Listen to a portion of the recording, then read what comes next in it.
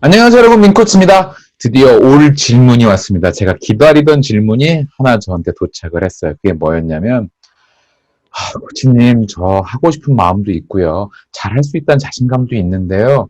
근데 너무 피곤해요. 뭐 만사가 귀찮거든요. 그럼 저 어떻게 해야 되죠? 네, 일단 심호흡부터 하시죠. 팩트 폭행을 가겠습니다. 자, 제가 조금 쇼맨십을 부리긴 했는데요. 제가 사실 그런 질문을 많이 받아요. 아니, 이봐요, 민코치님.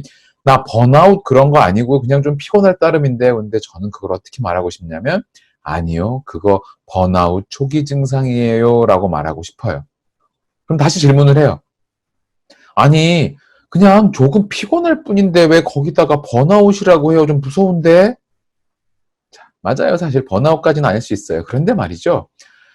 제가 지금부터 드린 얘기를 쭉 들어보시면 조금 답답해질 수도 있어요. 마음을 좀 이렇게 잘 추스리시고 들으세요. 원래 제가 지금부터 드리는 얘기들은 항상 기억을 하셨으면 하는 이야기를 드리는 겁니다. 세상 모든 일에는 분명히 초기 증상이라는 게 있죠. 뭐 그런 영상들도 많잖아요. 어디가 아프면 어떤 초기 증상이다. 무슨 병, 뭐 당뇨병의 초기 증상은 어떻고, 뭐 어떤 병의 초기 증상은 어떻고, 막 이런 것들이 있는 것처럼 번아웃이라는 것도 분명히 초기 증상이 있거든요. 자, 그러면 번아웃이라는 것에 대해서 깔끔하게 정리를 한번 하고 가죠. 번아웃은요, 첫 번째, 명료성이 부족한 거예요. 그리고 두 번째는 거기에다가 한 가지가 더해져야지만 발생을 합니다. 그게 뭐냐면 잘못된 건강관리가 더해지는 거예요. 자, 다시 정리해 드릴게요. 명료성 부족 플러스 잘못된 건강관리. 이게 사람의 번아웃을 만들어요. 잘 생각을 해볼까요? 번아웃이 되는 첫 번째 단계는 뭐냐면 내가 지금 이걸 왜 하고 있지? 즉 내가 지금 하고 있는 일에 대해서 명확한 이유를 모르는 거예요. 그러면 그게 명확하지 않으니까 사람이 계속 흔들리죠. 사실 그러면 그렇게 얘기하는 분들도 있어요. 아니, 이유가 명확하지 않다니 당연히 먹고 살아야 되니까 하지.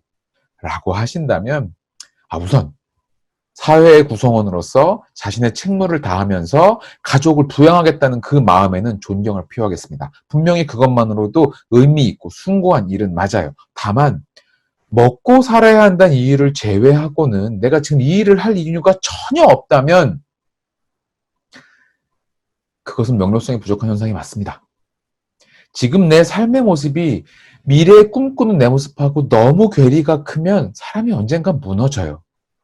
물론 큰 오해는 하시면 안 됩니다. 제가 지금 하고 있는 일을 당장 그만두고 새로운 일을 시작하세요라고 말하는 게 아닙니다. 다만 내가 원하는 길이 있다면 하루에 단 한 발짝이라도, 단 30분만이라도, 하다못해 책을 단 2페이지만 읽더라도 그 길을 가는 길 위에 있는 행동 어떤 것을 하세요.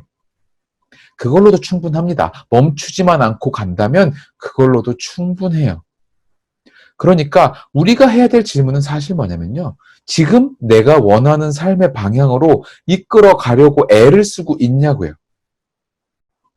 그게 중요한 겁니다. 정말 제대로 가고 있는가, 쭉쭉쭉쭉 달리고 있는가에 대한 질문을 드리고 싶은 게 아니에요. 그거는 안 되는 경우가 더 많습니다. 하지만 코치님 저도 조금씩이긴 하지만요. 정말 아직 멀긴 했지만 열심히 조금씩 가고 있어요 라고 말하신다면 그걸로 충분합니다. 그만큼의 명료성이라도 꼭 갖추셔야 돼요. 자, 두 번째입니다. 두 번째는 건강관리에 대한 이야기예요. 건강관리가 그리고 명료성보다도 중요합니다. 왜냐고요? 명료성이 모자라더라도 건강관리를 잘하는 사람은 번아웃 되지 않습니다. 그런데 말이죠. 명료성이 명확한 사람들도 건강관리가 제대로 되지 않으면 그 시간이 지나가면 결국 번아웃이 옵니다. 자, 아까 제가 앞에서 했던 얘기 있잖아요. 만사가 귀찮아요, 코치님. 이라고 한다면 건강관리가 장기간에 걸쳐서 잘 이루어지지 못했다는 이야기예요. 쉽게 말해서 여러분을 핸드폰이라고 치면 여러분들의 에너지는 곧 여러분들의 배터리 용량이잖아요. 이렇게 질문 드리고 싶어요. 여러분들의 배터리가 100%로 채워져서 집을 나선 게 언제가 마지막이었나요? 한 65% 정도 채우고 출근해서 하루 종일 일하면 끝날 때쯤에, 즉 직장 일이 끝날 때쯤에 완전히 배터리가 방전되는 게 맞는 거 아니에요? 집에 들어와서도 에너지가 남아있다는 건 정말 좀 넌센스에 해당할 겁니다. 그래서 나는 정말 꽉 채우고 출근을 해야지 하루를 버티고도 저녁에 무언가를 할 수 있겠죠. 제가 이렇게 무언가 일을 하고도 저녁 시간에 신나게 에너지 넘쳐서 이렇게 녹화를 하고 에너지를 뿜어내려면 이미 제 에너지 레벨이 어느 정도 아침부터 차 있었어야 가능하다고요. 그렇지 않으면 어떻게 이 에너지를 내서 사람들에게 제 이야기를 전달할 수 있겠습니까? 자, 그러면 아까 우리 맨 처음에 했던 질문을 잠깐 다시 돌아가 볼까요? 우리 무슨 얘기했죠? 저는요, 하고 싶은 마음도 있고 자신감도 있는데 만사가 귀찮아요. 자, 그 얘기를 제대로 분석을 해볼까요? 만사가 귀찮다는 거, 네, 배터리가 0%입니다. 그런데 신기하게 자신감이 있다 그랬잖아요. 아, 하고 싶은 마음도 있고 잘할 수 있다는 자신감도 있다고 했다면 전 이렇게 말씀드리고 싶어요. 그럼 하세요. 하시면 되겠네요. 근데 그렇게 말씀을 드리면 머뭇머뭇합니다. 아, 그러게요. 제가 하면 되는데 왜 안 할까요? 답이 간단합니다. 이유가 간단한 거예요. 에너지가 없으면 자신감도 없어요. 머릿속에 아는 거 아무리 많고 하고 싶은 거 많고 아이디어 넘치면 뭐합니까? 에너지가 0%면 그냥 거기 서 있는 그 문짝이랑 비슷한 거예요. 완전히 기운이 빠져서 아무것도 할 수 없을 만큼의 상황이 된 사람이 도대체 할 수 있다는 그 근거 없는 자신감은 어디서 나오냐고요. 그러면 이걸 역으로 한번 분석해 볼까요? 평소에 자기 에너지 관리를 안 한다는 거는 자신감을 가질 수 있는 사람이 된다는 조건 자체가 안 됩니다. 성립이 안 돼요. 자신감을 가질 자격이 없다고요. 현실을 살면서 꿈을 동시에 쫓아갈 수 있는 자격 자체가 없는 거라고요. 어지간한 에너지로는 현실을 살아가면서 다른 미래를 꿈꾸는 것은 어림도 없어요. 아시잖아요. 세상이 그렇게 호락호락하지 않다는 것이요. 아, 이봐요, 민코치. 오늘 팩트 폭행 너무 심한 거 아니에요? 이제 알아들었으니까 어떻게 하면 그 에너지를 채우는지만 좀 알려주면 안 될까요? 네. 그럼 제가 말씀을 또 드리고 싶어요. 아니, 제가 말씀을 드리는 거 지키긴 하실 거예요? 지키겠다고 하시면 제가 말씀을 드리는데요. 대부분은 듣고 그냥 가십니다. 그러네요. 그거 해야 되네요. 라고 한 다음에 돌아서서 까먹고 이틀 후에 완전히 잊어버리고 한 달쯤 후에 다시 와요. 민코치님, 저 에너지가 너무 딸려요.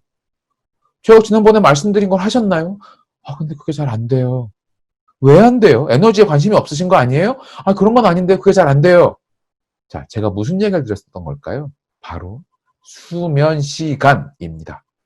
하루에 7시간은 주무셔야 돼요. 아니면 코치 나 그렇게 잠잘 시간 없어. 바빠. 아닙니다. 그 생각을 바꾸셔야 돼요. 잠을 안 자서 바빠진 거예요. 왜냐하면 수면 시간이 모자라서 집중력이 동시에 떨어지면 하루 안에 멍 때리는 시간이 엄청나게 늘어나거든요. 아니 민코치 그거 오해야. 난 6시간만 자도 집중력이 충분해. 에이 설마요. 아닐걸요. 하루 안에 허겁지겁 6시간밖에 못 자는 사람들은 낮 시간에 틀림없이 멍하는 시간이 길어서 밤에 일하는 겁니다. 제가 오히려 역으로 여쭤볼게요. 왜요? 왜 6시간밖에 못 주무세요? 세상 제일 바쁘세요? 아니 그런 건 아니지만 내 주변에서 6시간만 자고 잘 사는데? 아 그래요? 그러면 구글의 회장이었던 에릭 슈미트 같은 분이나 허핑턴 포스트를 만든 아리아나 허핑턴이나 아마존을 세운 제프 베조스 같은 사람들은 바보라서 거의 8시간 가까이 잘까요?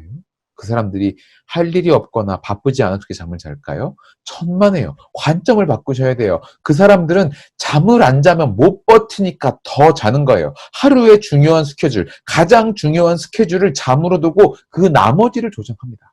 이제 우리가 사는 세상은 업무 시간으로 결과를 내는 세상이 아니에요. 집중력으로 결과 내는 세상이죠. 그래서 제가 말씀드리고 강조 말고 강요하고 싶은 게 뭐냐면요. 잠을 7시간 이상 자라는 겁니다. 그래야 여러분들의 에너지가 배터리가 90% 이상 차요. 그래야 하루를 버티죠.